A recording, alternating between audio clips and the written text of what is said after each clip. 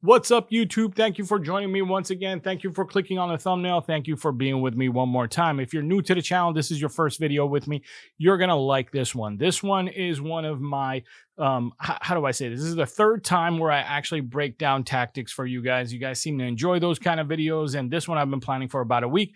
I am going to feature the Fulham game and the FCSB game. As you can see on the screen behind you there, I've been working on picking out the right plays or sequences to show you, and believe me, I basically picked out like every play, so I had to whittle it down to these handful of plays, or else this video would be 3 hours long. So stick around, stay with me, pay attention, ask me questions in the comments, drop a like if you know that you're gonna like this kind of video, and let's get this video going because I did put in a lot of work, guys. I want to get this video to have over 10,000 views, so drop a like, help me out. We got to get the like count up over 1,000 for that to happen, and let's get right in. So the first thing I want to do is recap something I talked about in my earlier video. By the way, if you are new to the channel, if you don't remember that video, it's the one with this thumbnail with Ruben Amorim. Please go and check that out because that's going to be more detail about what I'm just about to do a quick recap on. For those of you who have seen that video, I don't want to bore you and show you everything all over again for the 20 minutes that I did in that video. So we're going to do a quick recap. So Ruben Amorim's sporting team scored goals in 3 different ways. Now, I am not counting one of those where you just press the other team, steal the ball, and then you score a goal. I'm talking about 3 different ways where they're attack when they're in possession, ways that they wanted to create chances. Now, the number one foremost way that they scored most of their goals was with crosses. I mean, crosses. They crossed all the time. They were averaging 20 crosses a game, and you're starting to see that in our team. Whether the cross is in the air or on the ground, it's still considered a cross. You're starting to see our team cross a lot more often. Actually, in the FCSB game, we scored a goal off one of those crosses. So one of the ways that Ruben Amorim's sporting team used to create a lot of chances was with crosses. Keep that in mind. The other way that you're starting to see us do a lot more of is by taking the ball, driving it to the end line, and then making a cutback pass somewhere around the penalty box area for the midfielder to run in late and grab his chance. So again, I explained all this in that video that I left the link that I showed you guys a thumbnail for. Go back and watch that if you haven't seen it. But basically, one of the inside 10s or the striker himself will get the ball and run it all the way to the end line and cut it back for a Menu, who just actually scored a goal doing this exact same thing in the last game. So it is something you're starting to see us do more often. I mentioned these things 6 weeks ago, 2 months ago, before we were doing any of these things. And now you're actually starting to see it come together. So today we're going to break down those plays and talk about where we still need to improve, where hopefully, just like I said 6 weeks ago, 2 months ago, I was showing you guys these things and telling you how it's not happening for our team, and now it's actually happening. So hopefully, some of the mistakes and the things that I'm showing you today, we can look back on 6 weeks from now, 2 months from now, and go, wow, look, even that has changed now, and we're starting to look like a really good trained team that knows what patterns we're supposed to run. Oh, by the way, the third way, and the way that I'm not eager to talk about so much, the third way that Sporting used to score their goals is by a quick interchange of passes to the inside 10s and the striker, basically just being able to like telepathically know where each other's going to go, using 1-2s, give and goes. And you can see right here, they just are magnificent at that, and they create these deadly chances, and it's a beautiful thing to watch. It's probably my favorite way of watching a team score a goal. But unfortunately, we're not good at it. Every time we try a give and go or a 1-2, it's like the runner doesn't go or the pass is really bad. And that's what you saw in this last game. But it's good to see that we are trying to do things like that, and maybe we are going to get better at it. So anyways, let's go, relax, sit back, pay attention. If you don't agree with something I say, or if you do agree with something I say, if you want to comment, leave the comment down below, and maybe I will talk about it in the next video.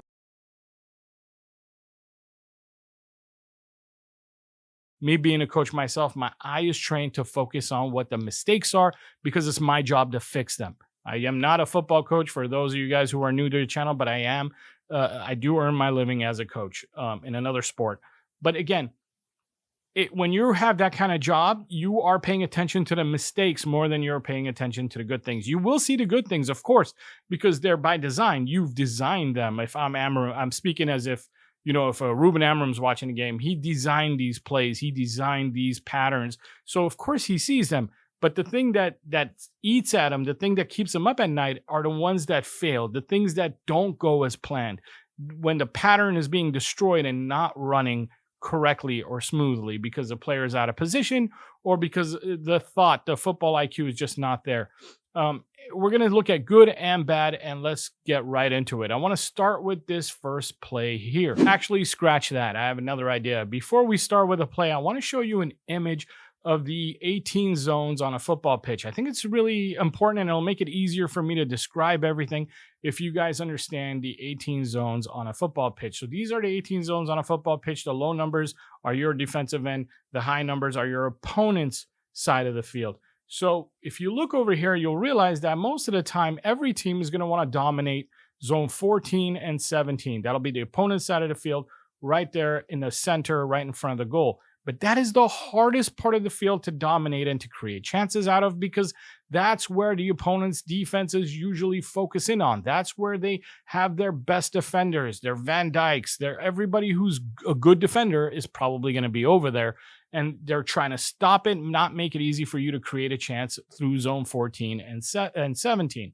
What Amorim likes to do is Amorim likes to get to zone 16 and 18, and usually with a very long ball. So get used to seeing long balls. When he was at Sporting, you would see Gyökeres make these runs to zone 16 and 18 countless times a game. Countless times a game. It was relentless. Gyökeres was a willing runner, but it doesn't always have to be Gyökeres. It could be any one of the inside 10s. And there will be actual patterns that Amorim has set forth and taught his team to create openings in zone 16 and zone 18 for this striker to run into.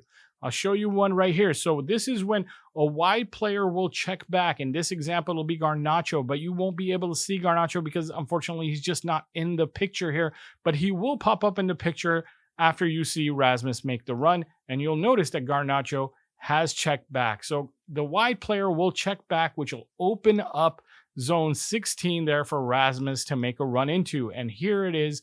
And Rasmus gets the long ball delivered to him in that zone. And we went from our half of the field to being inside their box with one very safe pass. This is an example of where a long ball is actually a very safe ball, a very safe pass. That's why Amorim likes to play these balls. When you think long ball, you usually think it's a ball that's booted up and then there's going to be an aerial duel and two people are going to have to fight for it. Not necessarily. This is why he has these patterns that open up zone 16 and 18 to get these long balls. Now, you might also be thinking, why would he want to attack zone 16 and 18 so often? And why even there? Why not work something up centrally? Of course, everybody would love to work the ball up centrally. But like I said, that's the hardest way to penetrate another team. The easiest thing to do is to have a pattern like this to go to zone 16 and 18, and Amorim is a very pragmatic coach. I've explained this in a previous video. He wants the ball in zone 16 and 18, and then he will set up other patterns, which I'll show you soon, on how to create chances from there for either a cross, a cutback pass, which are the first two things that are available to you when you're exactly in a zone like that. When you're in a zone like that, you're definitely in a zone where you should be crossing from, or you can just drive in a little bit to the end line and cut back a pass to an oncoming runner, a midfielder, or another 10 by the penalty box to score. If it doesn't happen, and if the ball turns over in one of those zones, 16 or 18, well, that sets up a perfect scenario for a trap or a press so that you can choke the opponent and the ball in that little corner, forcing them to make a bad pass or try to just boot the ball or long ball it themselves, which has a high probability of turning the ball over, and now you gain the ball back in their half of the field. And what Ralph Rangnick taught us in the past is that when you gain the ball back in their half of the field, usually by making two smart passes, you can create a very, very high chance. That's what counter-pressing is all about, right? Pressing and counter-pressing is all about getting the ball back within, within 10 seconds of losing the ball, and then creating a chance within 8 seconds of regaining it. I might have had those numbers mixed, where you have to regain the ball in 8 seconds and you have 10 seconds to create a chance. I can't remember, but it was one or the other, in those is 10 seconds and 8 seconds. I just don't remember which one came first, but you guys get the point. And that's all that matters, really, is just that you guys get the point. It doesn't matter if I know exactly what the seconds are. I know what the philosophy is, and I know what they're trying to do. And zone 16 and 18 is the perfect place to trap somebody with a press. And that's why Amorim wants it there. And also, it's not a bad place to try and create a cross from or a cutback pass from. Let's take a look at this example. So this is a play where things didn't work out so well. Take a look at what just happened. So Bruno and Højlund play a nice little 1-2 together, and then Bruno finds Garnacho. At this point, Højlund is moving in centrally, which isn't ideal. Højlund should have ran to zone 16, but he did not, and that's okay, because not every time is that player going to make the run. Now, this is where Maz needs to figure out that zone 16 is what's open, and because he's tasked to move up as a wingback, that he needs to be running to zone 16, because Bruin was never going to run to zone 16, because Bruin likes to sit right there in that pocket, and he wants to be the one who sends the ball to zone 16. He's done it numerous times already in the game, and he's done it in a game, every game before. So Bruin's never going to make that run. At least very rarely is Bruno going to be the one who makes that run.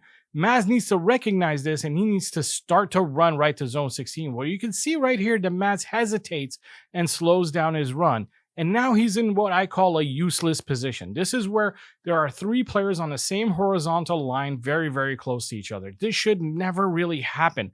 This hesitation from our left wing back is what caused this play to break down, because this gave time for the opposition's defense to kind of figure things out, know exactly what's going on. So by the time Bruno gets the ball back and now he wants to send it to zone 16, you got two runners going there. All the defenders are already on their way there also. So there was not going to be much time for Garnacho to settle this ball or have any space.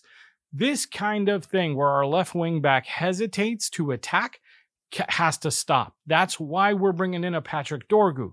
He's more of a, he knows that his main job is going to be to attack, not to defend. Our left wing back has to be smart. Maz has to be smart enough to realize that he's got three center backs behind him. His main priority is to help the attack, not to help the defense. That's what the wing back role is supposed to be in an Amorim system. The main priority is to help build up an attack, especially through zone 16 and 18. That's why we're bringing in Patrick Dorgu. That's why he wants to bring in Quenda. These are the little mentality shifts that are not easy for players to make overnight. Now, believe me, Maz knows after he hesitated that, oops, I should have ran. That's why he took off running right after. But that slight hesitation cost the play to break down. You cannot hesitate when you're trying to run a Ruben Amorim type play. You have to go full speed ahead, or else the whole play breaks down. Like, take a look at this next play. This is one of my favorite goals that Sporting scored on Manchester City in Champions League. It's one of my favorite goals to watch of Sporting's. If you watch what happens in this play, you'll recognize that no one's hesitating, especially the left wing back, and everyone's making diagonal runs, which I forgot to mention, but I did mention in my other video. Most of the time, Ruben Amorim teams have to be making diagonal runs to zone 16 and 18. It's important that you remember that, even though I forgot to mention it. You want the runs to start from the inside and go diagonally out.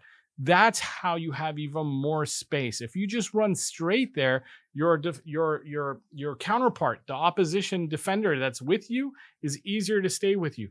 But if you are running centrally, the counterpart, the defender, he has no choice. He has to make sure that he's taking away the center option. So he's going to run more to the inside. He's going to favor the inside of you, and he's going to be more central than you, which then if you start to curve your run out to the zone 16 or 18, you're going to have a lot more space to receive the ball, because that opposing defender is going to be a couple more steps away from you, because like I said, he had to cover the center. Anyway, let's watch Sporting here. So Sporting's win back is actually the player who's going to end up scoring the goal against City in this play. And first, I'd like to point out that this is not a counter-attacking situation.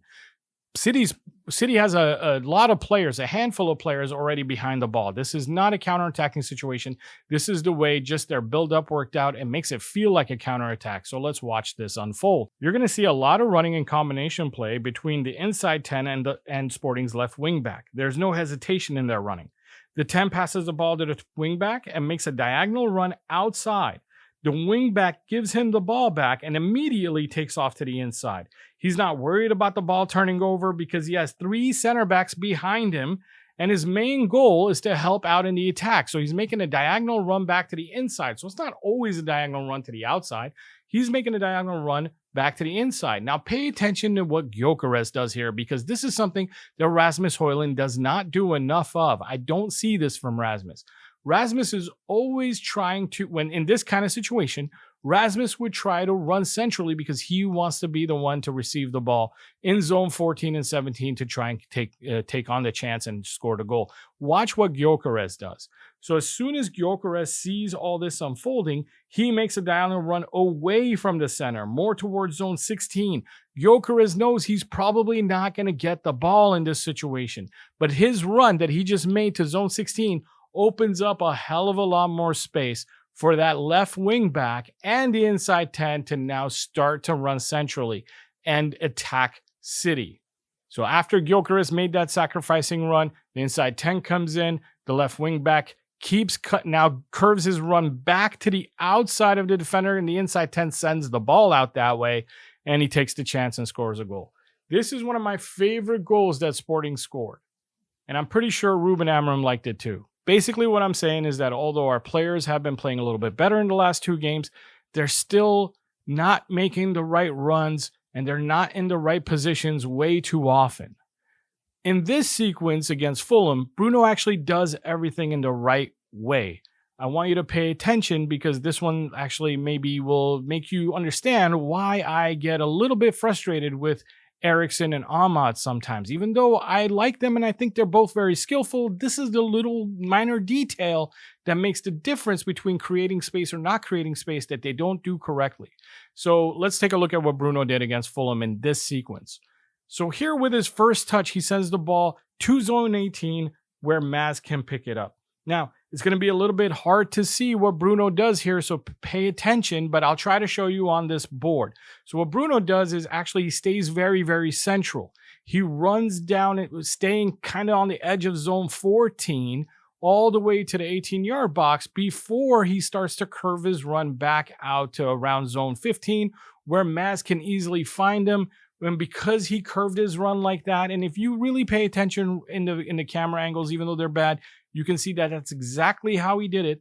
And that's why he has all this space to actually turn with the ball. Now, what should happen at this point is Garnacho more than Xerxes should realize that that's happening. And I'm sure this is, again, a pattern that they've worked on, but Garnacho didn't realize it early enough. And Garnacho should have been making that diagonal run basically towards zone 18, but he wouldn't get there. And be ready for Bruno's pass. Bruno is turning with the ball, expecting Garnacho to be making that run. That's why he turns and sends the ball right away. He doesn't really have time to pay attention, look, and see if Garnacho is making the run or not. He's got to just go on basic instinct, and that's what Sporting does so well. That's why those Sporting players can have those quick exchange of passes and 1-2s, because they all are trained in these patterns. When one of them receives the ball and turns, he can just send the ball to the next space that should be being attacked. And this is where Garnacho kind of let Bruno down by not making the run and attacking the space.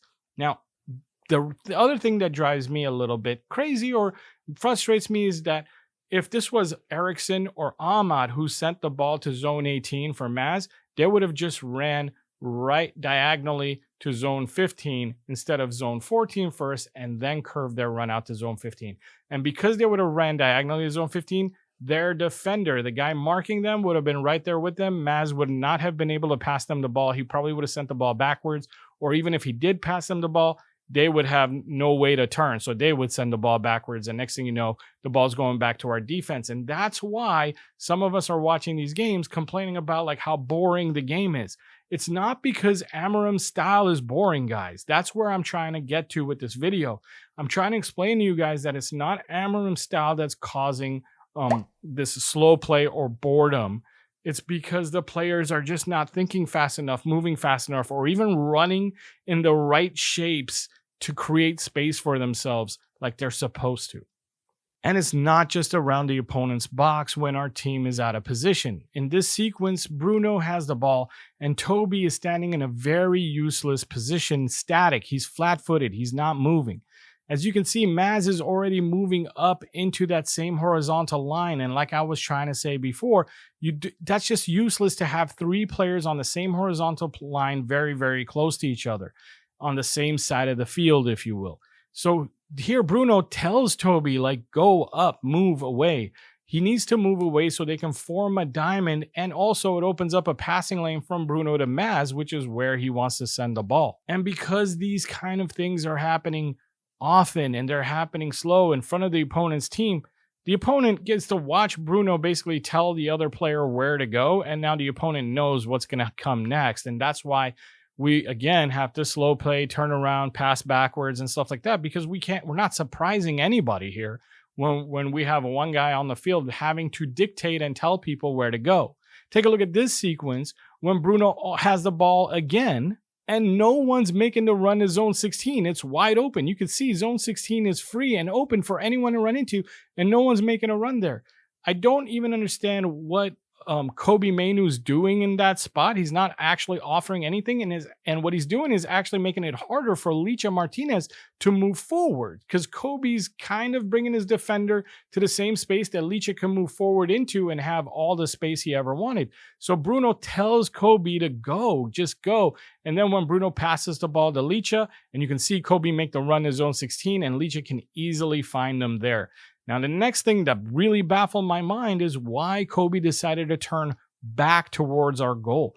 Something like this, that decision he just made right there, that turning back towards our goal when he received the ball in space towards zone 16 would have drove Sir Alex Ferguson crazy. He hated when we turn back towards our goal, play passes backwards for no reason. There has to be a good reason in here. There isn't a good reason. It would have been much better off if Kobbie kept going towards zone 16. And if he happens to lose the ball there, that's fine. We set up a trap. You don't want to lose the ball turning back towards your own goal. That's really dangerous. It's much better to take a risk or a chance and turn forward and lose the ball going farther forward than turning back towards your goal. Guys, I know that we all like Kobbie, we all like Ahmad, we all like Eriksen. I'm calling these players out. I understand that. I'm just telling you the mistakes that we're still making in patterns. This is not me saying that these players are bad. This is me just telling you that these players are not used to playing the way that Ruben Amorim wants them to play. And that I actually do believe the coach when he's saying that we haven't had enough time to train and practice, because it's you know how they say, like, it's hard to learn new things, right? But it's even harder to erase old patterns out of your mind. I don't know.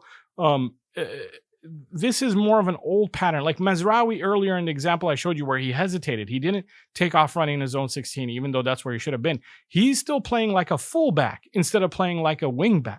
So Mazraoui and Dalot are hesitating a lot of times. Actually, Dalot's doing better at that. Are hesitating a lot of times and playing like fullbacks for the most part instead of wingbacks, not because they're not capable of playing as wingbacks. That's just not in their nature. It's not what they've done. Ahmad runs diagonally out to zone 15 instead of staying in zone 14 and then running out to zone 15, or he doesn't run from central enough to zone 18 when it's time to run to zone 18 for a long ball, which he barely does. He doesn't do it that often. Ahmad only runs to zone 18 when he's playing out wide as a wingback, or he's drifted out wide when he shouldn't have drifted out wide in the first place. And he runs straight down to zone 18, which is fine. I mean, we still get the ball there, but that's not the actual pattern or design of the play. You're supposed to start closer to zone 14, which is, again, you're basically threatening danger in zone 14, making the opposition get a little narrower and make sure that they're covering zone 14, because, again, that's the most dangerous part. And then you work your way out to 15 or 18, which gives you more space. And it's like two more touches of space, and those two more touches of space are so vital in your opponent's third. That's the little things that Man City does so well, which is why it feels like they get to have the ball in the opponent's third forever. These are the little intricate details that these players still need to learn, and I'm sure Ruben Amorim's working on them with them, And I'm sure that we're probably going to learn them at some point because Ruben is a very good coach, in my opinion. I want to see what happens when he has a couple of weeks off. Like, the fact that we qualified for the next stage of the Europa League and we've got a couple of weeks in February where we only have one game a week. I'm very curious to see how we look in about 3 weeks from now. 3 weeks from now, I expect to see a lot less of these mistakes because right now I see these kind of mistakes that I'm only pointing out 2 or 3 of them for this video. I see these kind of mistakes literally every minute. Guys, if I show you all the footage that I actually collected to show you guys, it was so much that I got embarrassed that I was like, I can't show this. It sounds and looks like I think we played like trash the whole game. I don't think we played like trash the whole game, but we made a lot of positional mistakes.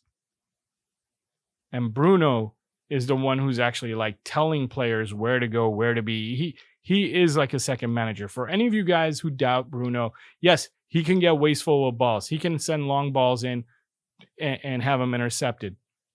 He does all kinds of mistakes that drive me nuts too.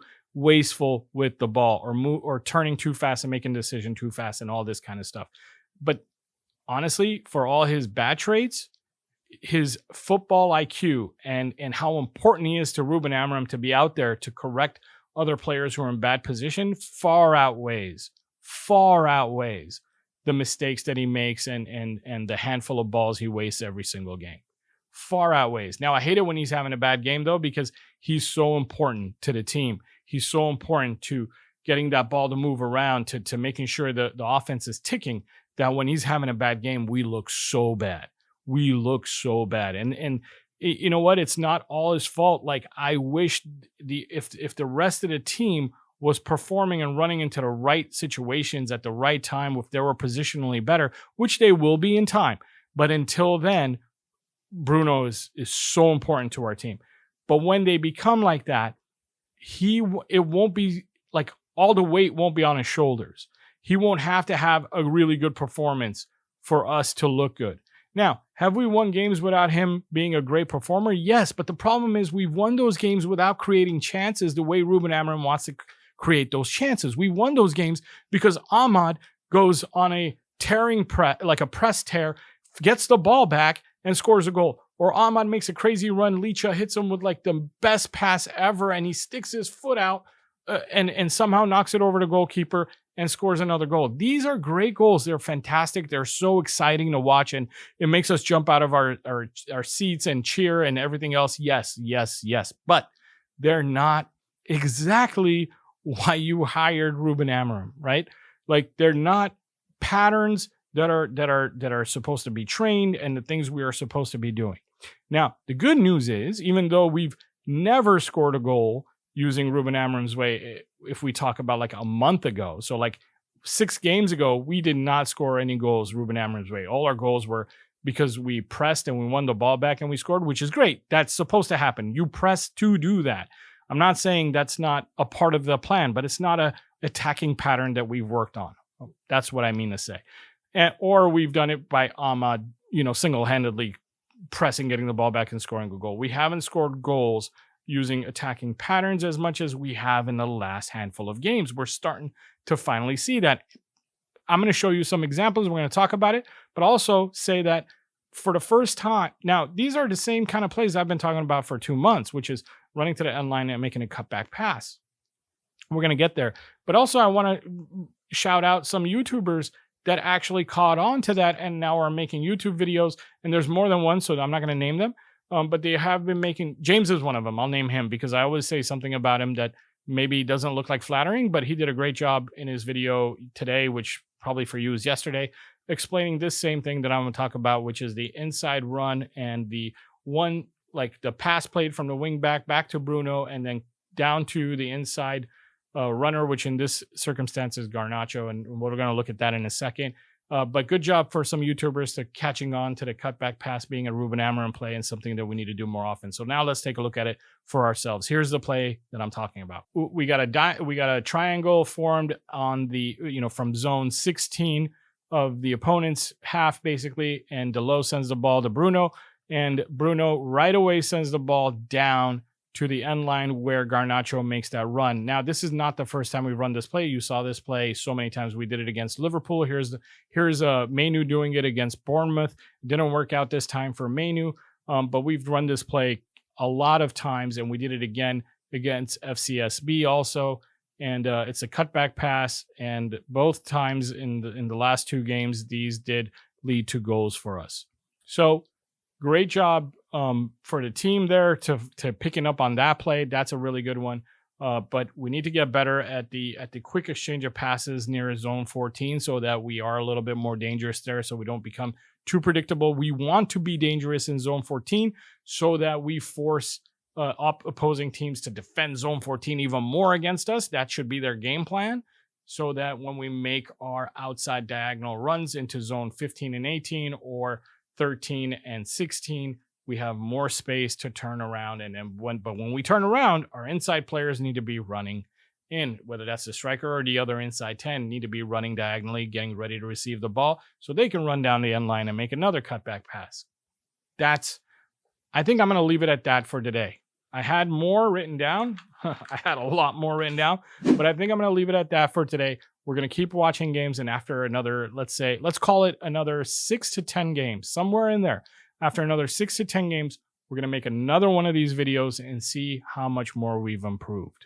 We're not done yet. We're going to talk a little bit about the transfer business that's been going on and where we're at with 1 or 2 days left in the transfer window. Guys, if you've been with me for this long, if you like this video, if you've hung out for this long with me and you haven't clicked the like button yet, go ahead and click the like button, guys. I think this video might help me get to over 3,000 subscribers. I was about 19 short when I posted this. So hopefully we're at 3,000 subscribers already when you're watching this. I really want to get to 10,000 subscribers sometime this year, and I can't do that without your help. So please click the like button. Let's get something above 500 likes on this video. Let's try to get to 1,000 likes on this video, and let's get this video to go around, because I did put in a lot of work on this and I need your help to get this video to go around.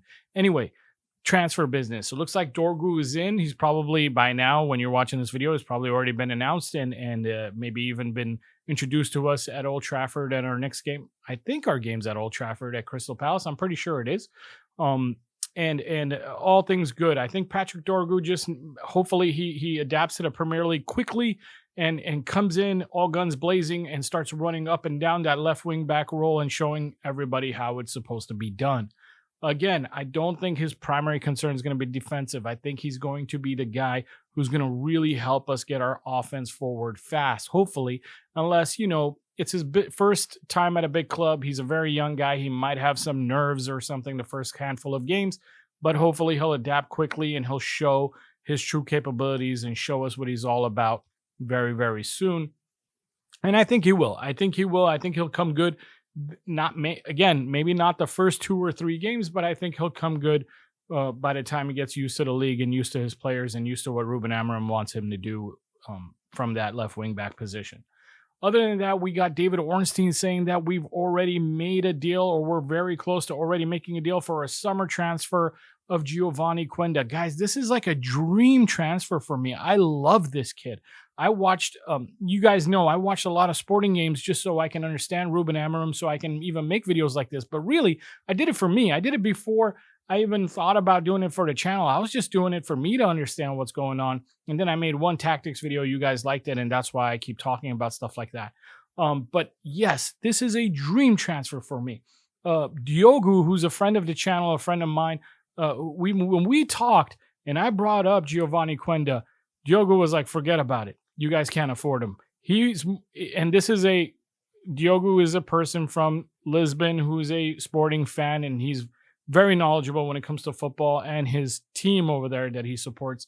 And he was of the mind that Quenda is more valuable than Gyökeres. That's how good this kid is. This kid is so talented and he's so young. There's just so much more to come from him. This kid could be one of the best wing backs that we've seen. The best wing back maybe in all of Europe. Not yet. In a handful of years, once he gets more experience, sometime in his mid-20s. This kid is like, he reminds me of Dani Alves. Of course, he's not left-footed, like Dani Alves wasn't left-footed, but he reminds me a lot like a young Dani Alves, always willing to go forward, always offering something in the attack. He just sees the game and reacts quickly. He's very, very exciting. And actually, I got another thing to tell you guys, that if Quenda ends up on our squad, Ahmad's going to have to learn how to play a little more centrally. I already want Ahmad to learn how to play the game a little more centrally, start more in that zone 14 like I was telling you guys, and then make his way out wide instead of occupying out wide spaces early, because that's going to trap his wingbacks. If you watch the games, you'll see that in the last game when Dallo was working out there, he had very little space to operate because Ahmad was very, very close to him. He wasn't operating centrally enough to give Dallo some space. So Ahmad's going to have to learn how to operate a little more centrally so that Quenda can do his thing out wide, man. And Quenda can do his thing out wide. You give that kid space, and that kid is good, man. He's so good.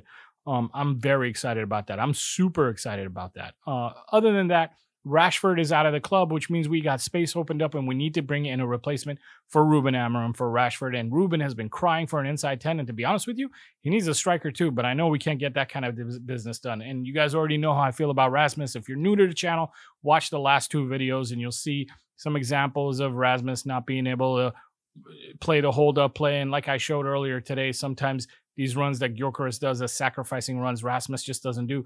He likes to float towards the center so much. He's so used to like someone giving him the ball, him taking 1 or 2 touches and then a strike.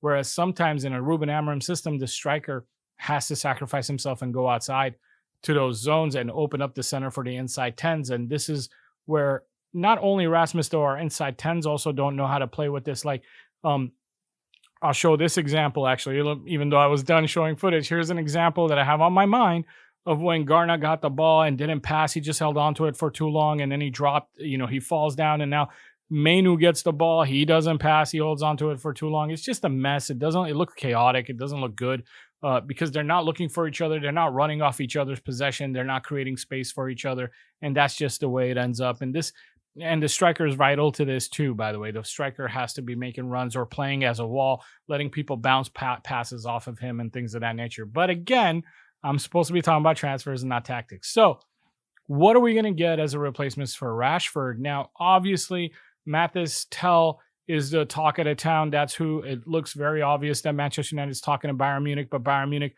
wants a permanent transfer because, look, Spurs really messed us up here. Spurs did not do us any favors by offering them 60 million euros. So Manchester was never going to offer 60 million euros.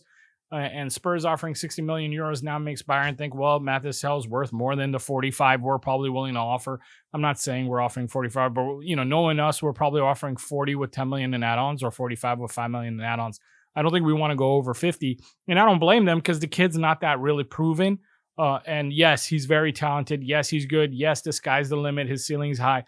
But he's had some bad games too. From what I've seen, he's had some bad games too. It's not all great. He's not a young Messi. But he's good. Don't get me. He's better than anything we have as an inside 10. He's someone that's very comfortable on the inside. But I don't know if we're going to get that deal done. We also read some things that we are also talking to and working on an experienced inside 10. I don't know who that is. They haven't leaked it out yet. Obviously, the common ideas or opinions are that it's probably Nkunku or maybe even Cunha. But Cunha is a stretch and a reach. I would love for it to be Cunha. I think Cunha is great. I think Nkunku, with his injury record, he used to be good like 3 years ago at RB Leipzig. I don't know if I want Nkunku. Look, I'll take him. I'll take whatever as long as he can stay injury free. But because he's better than what we got. But I hope if this is going to be something that's like a loan with an option to buy, because I think that's really what Ineos is looking for. That's what James said at the Muppeteers, and James has good information, so we're going to go with that. That our main goal is to get somebody on loan with an option to buy, because we don't just want to loan someone who does well for us and then we don't get a chance to buy him. So we want to get a loan with an option to buy, see if he fits in, and if he fits in, then we actually trigger that option. If he doesn't fit in, then we don't trigger that option. I just don't know if I want to get someone who's got a lot of injuries in the last 2 years, like Nkunku has, to come in. I might be wrong. If you think I'm wrong, leave it in the comments, guys. Leave it in the comments if you think I'm wrong. Tell me who you might think it is, the experienced one. Or hopefully, by the time we wake up tomorrow and you guys start to watch this video, it's already out. We already know who the new Inside 10 is going to be. We made a deal for Mathis Tel or whoever else it may be. Somebody I never got to talk about that I watched play one time that I was really impressed with was somebody else from the Portuguese league, and I believe his name is Rodrigo Moura. It might be something else Mora, but his last name is Mora. He plays for Porto. And I thought this kid was super talented. So I hope that's another one of those young signings that we make in the summer. Not right now. I know we're not looking at him right now. But I do kind of hope that that's someone we look at in the summer because he's very, very comfortable on the inside. He's young and he's pretty talented from what I see with both feet. He's got very, very nice tight control. And he's comfortable passing and crossing with both feet. It's pretty cool to see. And also, if we don't get Gyökeres as a striker in the summer, I would love Samu from Porto. Like, I think Samu's body is built for the Premier League. Samu is big, built for the Premier League. I think he scored 2 goals against us in the UEFA Europa Leagues last season, was it? Or was it earlier this season? I don't remember, but he scored 2 goals against us when Ten Hag was in charge. So I can't remember if it was last season or earlier this season. And he was like pushing Johnny Evans around, made Johnny Evans look small. And this kid was like 18 or 19 when he was doing that. He's 20 now. Anyway, I don't know if I missed anything. I will make a more detailed video about the goings on after the window closes. Thank you so much for being with me. Subscribe if you haven't subscribed yet. Share the video with friends who may like these kind of videos. Drop a like. Help me out. Let's get to 10,000. Thank you very much. I'll see you soon. Bye.